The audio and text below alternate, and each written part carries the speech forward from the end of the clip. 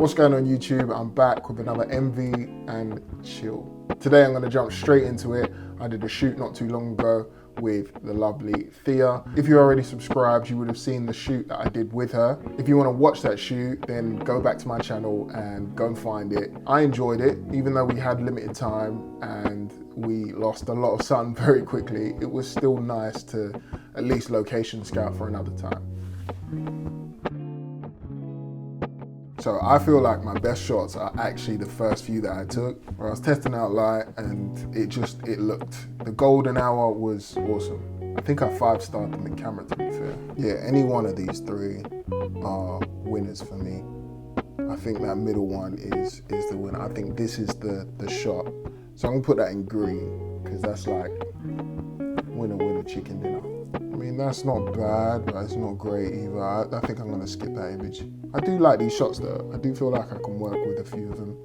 I'll 5-star a couple, just having a little look, just to see what my selects are gonna be.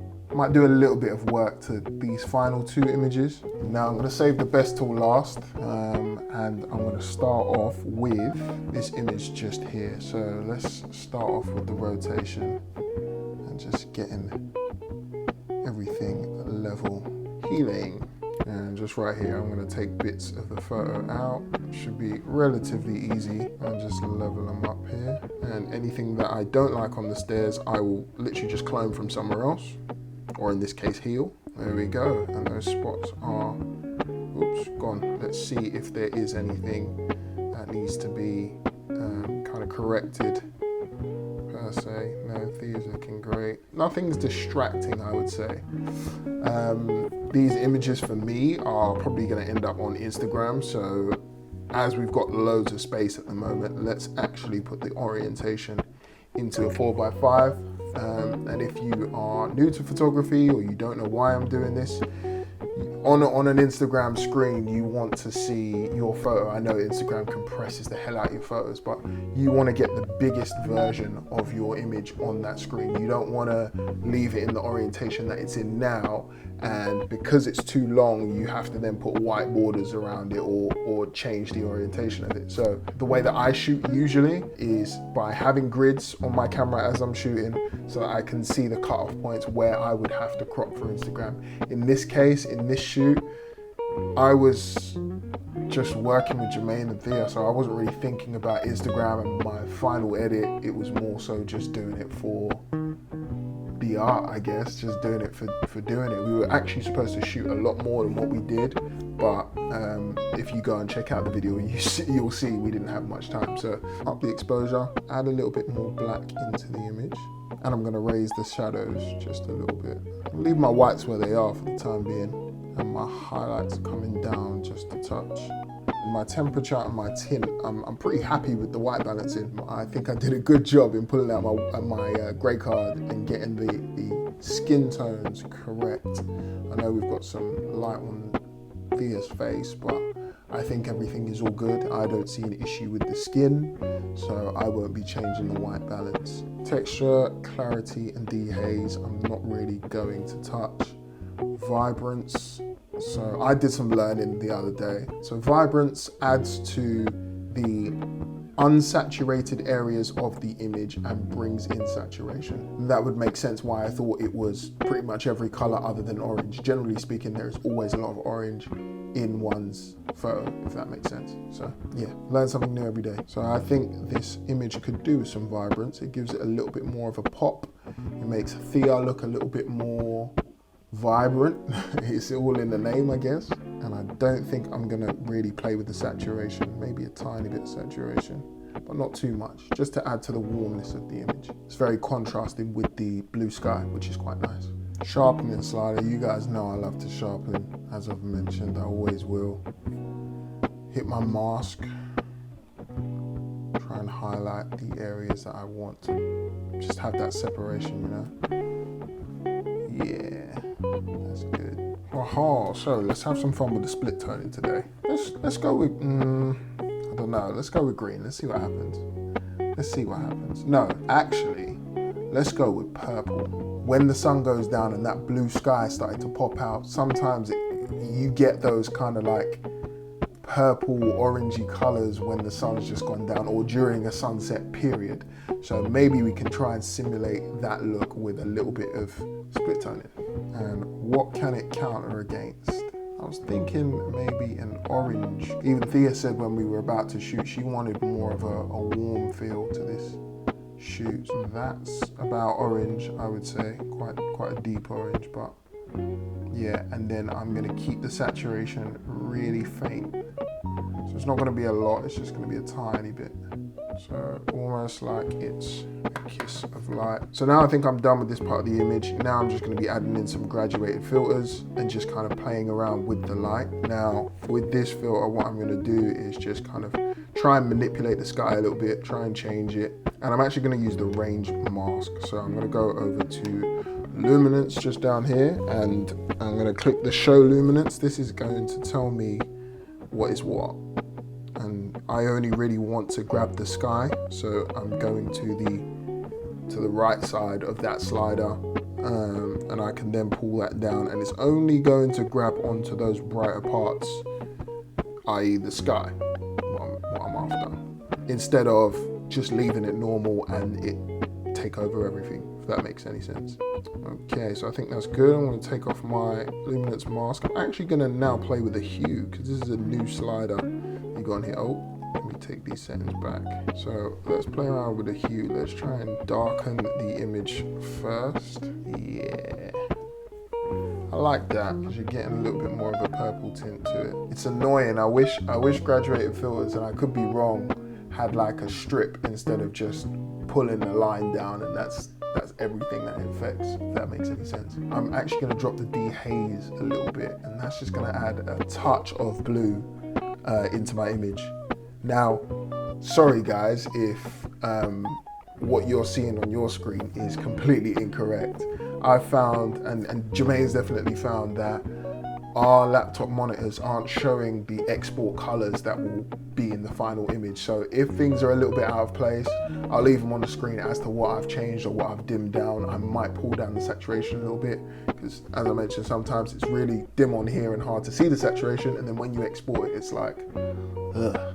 I like that blue. It does look very natural. I just want to make sure again that Thea isn't getting any of these in her face. There might be traces of it, so if there are traces over her, then all you need to do is go into the brush part, go to the erase tab. In my case, I'm going to put my flow up because it's only over the hat that I've got an issue, and I'm just going to take it out of the hat because we want the New York hat nice and true.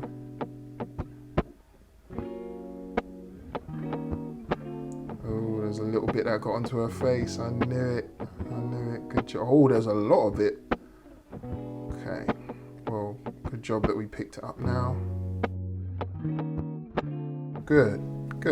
I'm liking it. New graduated filter. And now I think I'm going to add some texture to these stairs. So what I'm trying to do is use this graduated filter again, but with the color mask. Hopefully it's going to pick up some of the colors and not just go into Thea's clothes. So I do want to add to the texture just to make that area of the photo quite rough and grainy.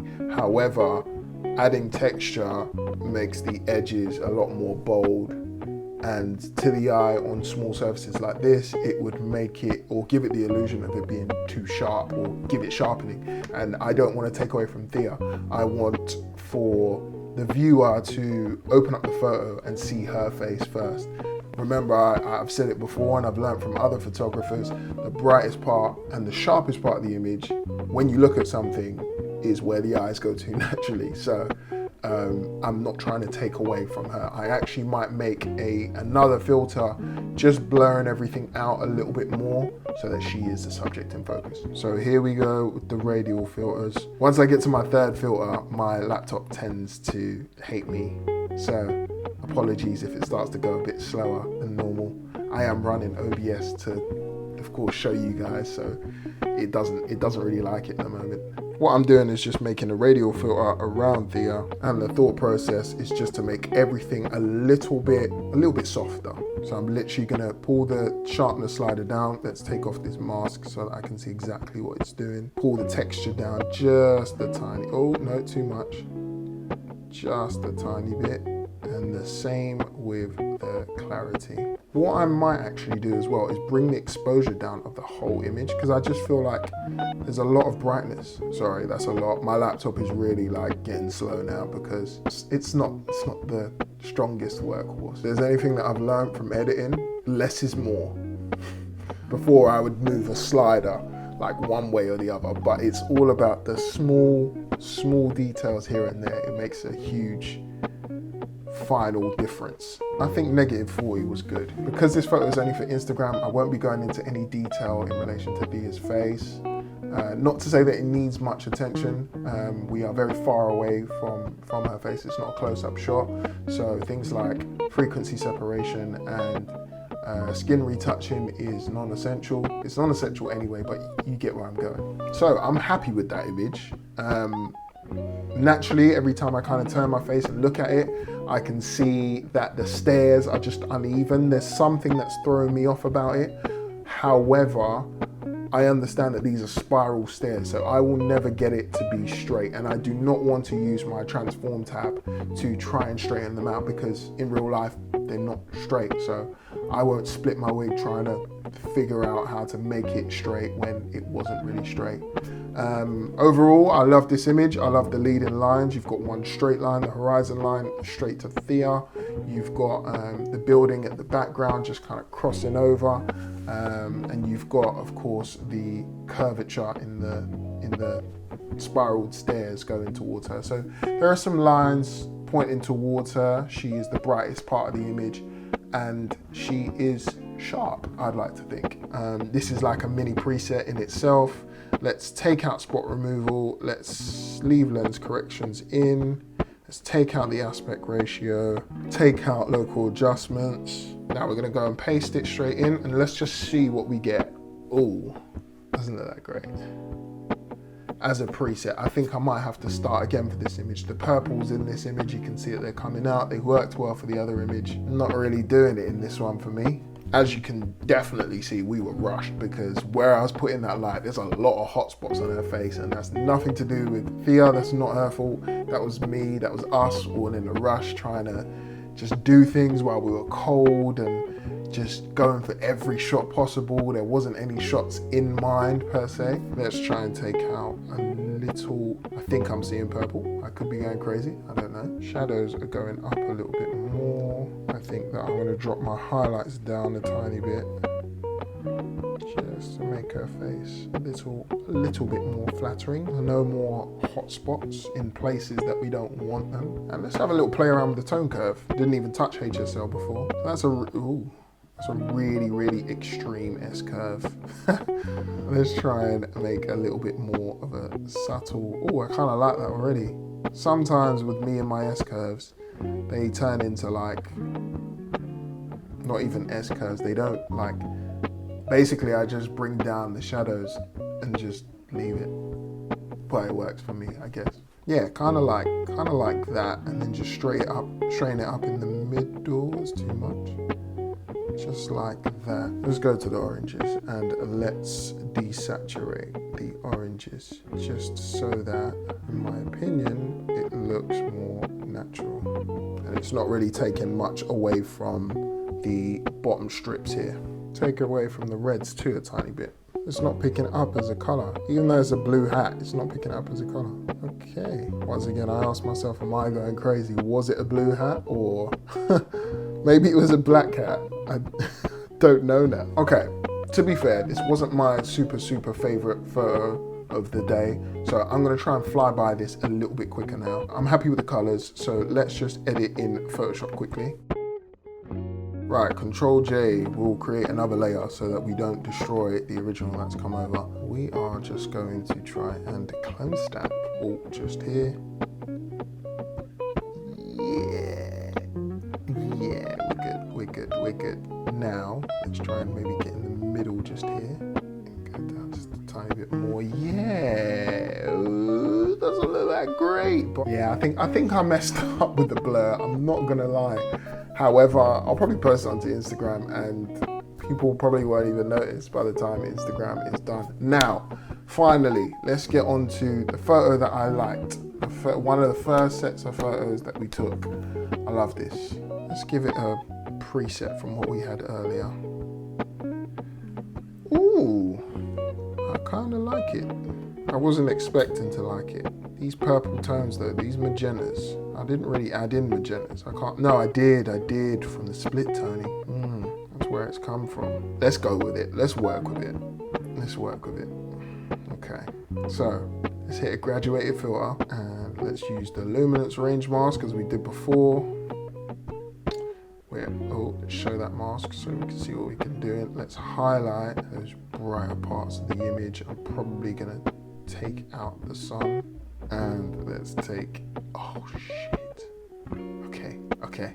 Let's be a little bit more delicate with this. What is going on my screen? Can anyone else see these lines on my screen, or is my computer just breaking down at the moment? I'm sure it's breaking down right in front of my eyes. Whether or not it's recording what I'm seeing, I don't know. Okay, right.